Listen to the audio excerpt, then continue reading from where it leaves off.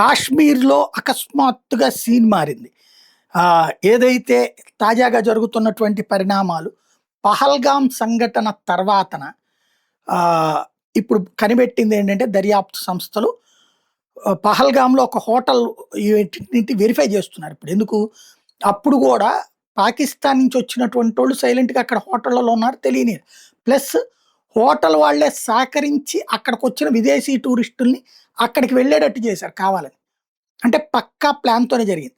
హోటళ్ళల్లో జరుగుతున్నటువంటి తేడాల్ని ఇప్పుడు పసిగట్టిన పోలీసులు పహల్గామ్ హోటల్ మీదన ఎఫ్ఐఆర్ నమోదు చేశారు. ఎందుకనయ్యా అంటే 23 మంది విదేశీయులు, 19 మంది బ్రిటిషర్లు ఆ హోటల్‌లో స్టే చేస్తే అది సమాచారం గూడా ఇవ్వలేదు. వాళ్ళ దగ్గర నుంచి ఎలాంటి డాక్యుమెంట్ తీసుకోలేదు అన్న కారణంగా కేసు నమోదు చేశారు.